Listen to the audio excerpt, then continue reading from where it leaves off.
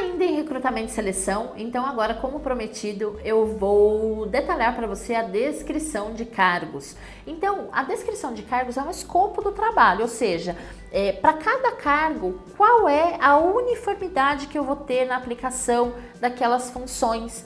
Para quê? Para que eu garanta a excelência no atendimento ao cliente.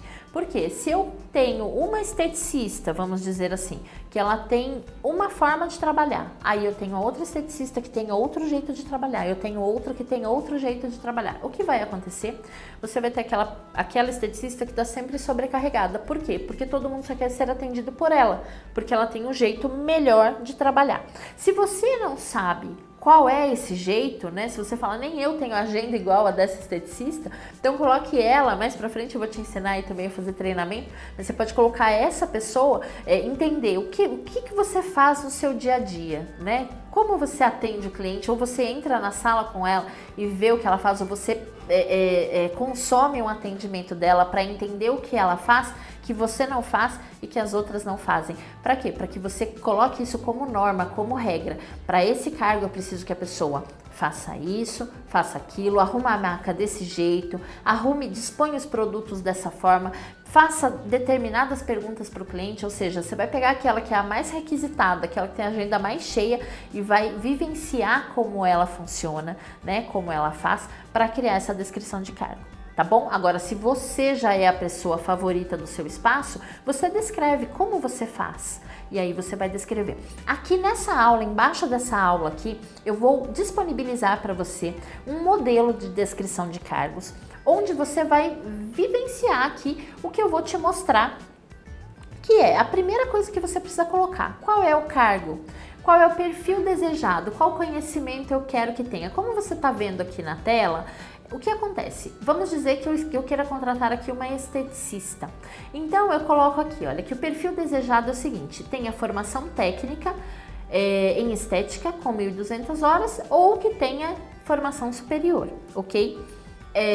Excelência no atendimento ao cliente, domínio de procedimentos faciais e corporais, habilidade de interagir com pessoas e comunicação interpessoal, organização e aplicação no cumprimento de normas, procedimentos e acompanhamentos, motivação, gosto de desafios, habilidade de superação, habilidade em vendas de serviços estéticos e de produtos home care, foco no atendimento ao cliente, marketing de relacionamento, que more na Zona Norte. É aqui como é a minha região, então eu coloquei aqui, tá certo? Mas você vai colocar a sua. Logo na sequência, você vai descrever quais são as funções primordiais, ou seja, o que ela precisa fazer de importante, o que é prioridade. Então você vai descrever ali tudo que é prioridade, o atendimento ao cliente, arrumar a sala, gerar conteúdo, né? Se você pega qualquer profissional de qualquer área técnica na área da saúde, você precisa pegar pessoas que pensam assim, pera, eu preciso vender, eu que sou dona preciso vender, mas e o meu colaborador? Não precisa fazer, ele só tem que atender? E no momento que ele está ocioso, o que ele vai fazer? Ele vai ficar dormindo lá assim na mesa? Que é o que eu vejo por aí nas clínicas, nos salões que eu visito, né? Fala assim, cadê o profissional aqui? O profissional tá deitado na maca, porque não tem cliente, né? O profissional ligou a manta térmica e tá lá no quentinho. Oi, minha gente. Não, você já coloca na descrição de cargo ali que uma das funções da pessoa vai ser gerar conteúdo, ou seja, quando ela não estiver atendendo, ela vai fazer o quê? Geração de conteúdo, né? Tem uma sigla que a gente gosta muito de usar em recursos humanos, que é o CHA. Não sei se você já ouviu. O que significa esse CHA? O C é de conhecimentos. Então você precisa considerar os conhecimentos da pessoa. Só que nem todo mundo que conhece, que tem o conhecimento, porque muita gente tem muito gogó. Eu não tenho, que é gordinho aqui no meu pescoço. Mas tem muita gente que tem gogó, fala bastante, expõe bastante conhecimentos, mas não tem habilidades, ou seja, ela sabe, mas ela não sabe fazer. Então você também precisa anotar isso, né? Se essa pessoa sabe e se ela sabe fazer. E o A do chá são as atitudes, que é o querer fazer. Então você precisa, na hora de pensar aí nessa descrição de cargos dessa pessoa, pensar, eu preciso que ela tenha conhecimento, mas eu preciso, ou seja, que ela saiba, eu preciso que ela tenha habilidade, ou seja, eu preciso que ela saiba fazer, e eu preciso que ela tenha atitude, ou seja, que ela queira fazer. Dani, como é que eu sei o saber fazer e como é que eu sei o querer fazer? Geralmente você vai ter essa informação muito fácil através de tomada de referências dessa pessoa, tá certo?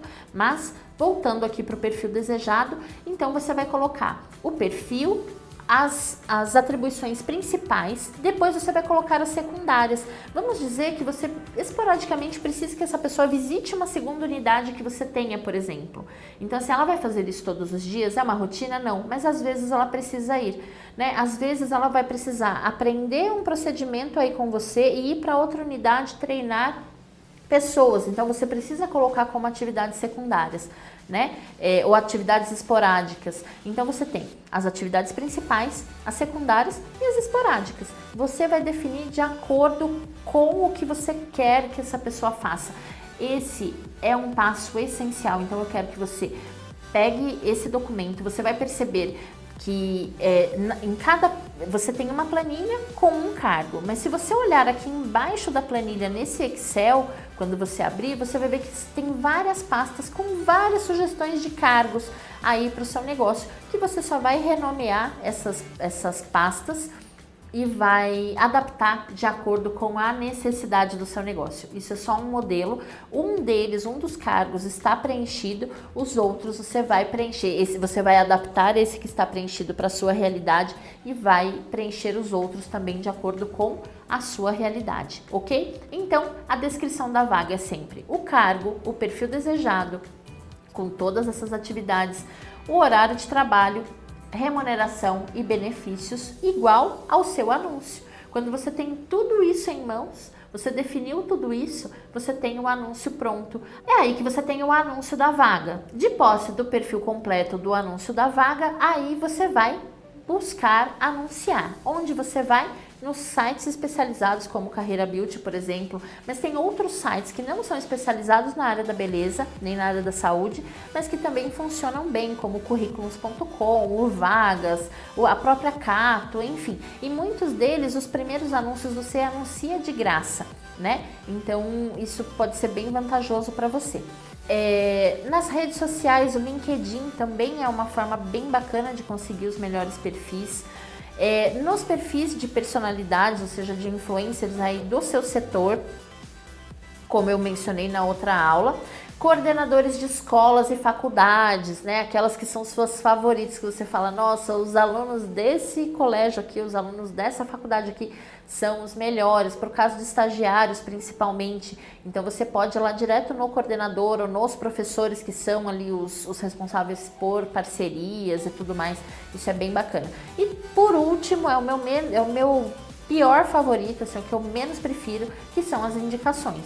Por quê? Porque o fato de ser indicado não significa nada, não significa que a pessoa não vai pisar na bola, não significa que a pessoa não vai causar problemas de alguma forma, tá bom? Então, assim, e aí você acaba ficando amarrado, que às vezes é um profissional seu muito bom que indicou uma pessoa muito ruim, aí você não pode se desfazer da pessoa muito ruim porque ela foi indicada pela muito boa, e aí você fica refém de uma equipe que não foi formada por você de fato. Ok? E aí vem o recrutamento de currículos. Aí você já anunciou, as pessoas já vieram, esse é um momento que você precisa investir para recrutar os melhores perfis para o seu negócio, para você não perder tempo de entrevistar pessoas que não tenham perfil adequado para o seu espaço, tá bem, para a sua empresa. Então vamos lá. No recrutamento de currículos você precisa anotar. Primeiro, como eu já falei, qual é o local de residência? É perto? É longe? Vai ser fora de mão? A pessoa vai ter facilidade para vir? Vai usar muitas conduções? Como é que isso vai funcionar?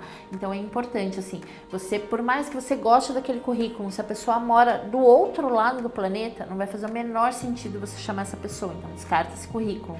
Outra coisa, verifica a compatibilidade técnica com o perfil desejado.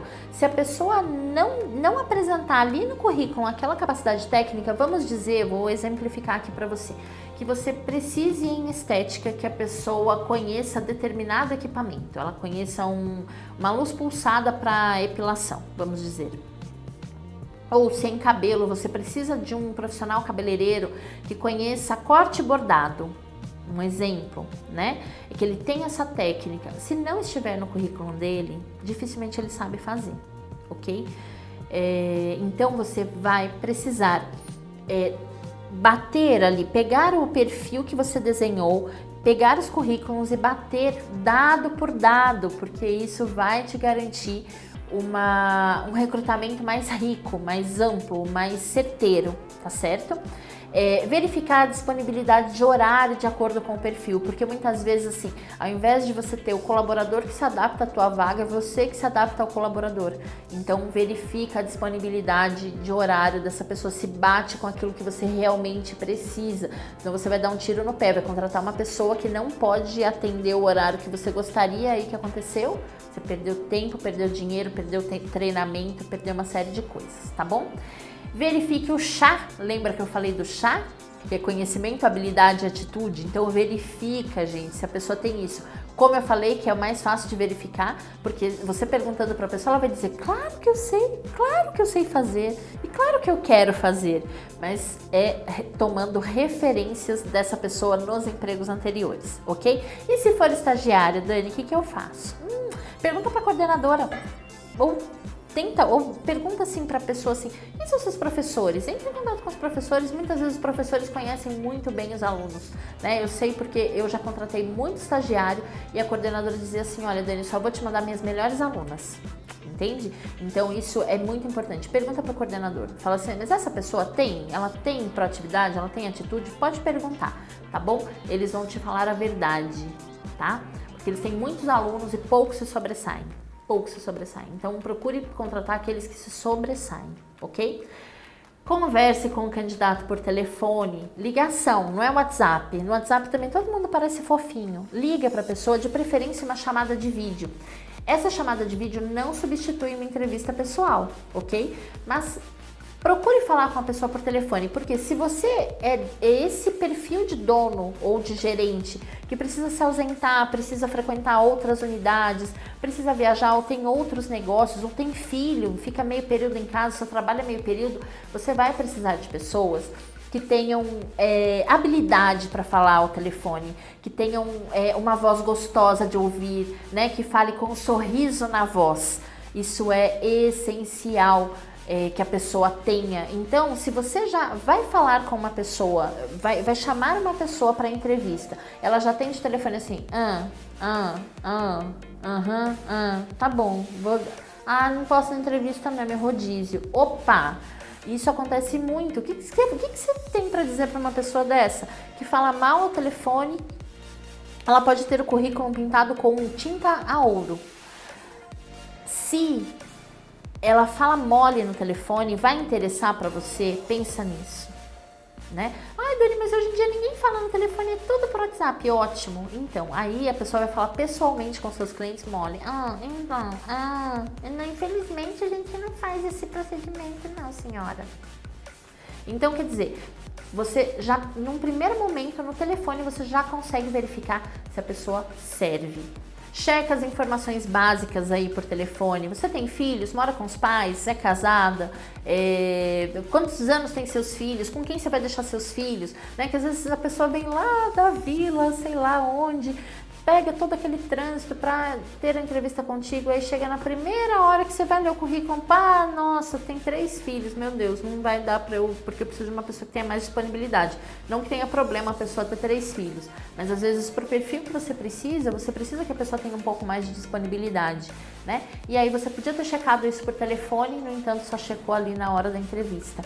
Então, e hoje em dia, foi como eu te falei, se locomover pelo menos nas grandes cidades é bem desafiador. Então, faça isso já por telefone, ok? Já informe por telefone também as condições de contratação. Por exemplo, olha, eu quero pagar X de salário fixo, eu vou pagar Y de comissão e eu ofereço esse e aquele benefício. Isso te interessa? Pronto, porque aí também você não vai perder aquela 1 hora da sua agenda e nem a pessoa vai perder ali muito mais de 1 hora com a locomoção e com a entrevista e tudo mais, ok? Pergunta se a pessoa está disposta a realizar um teste prático e não pule essa etapa.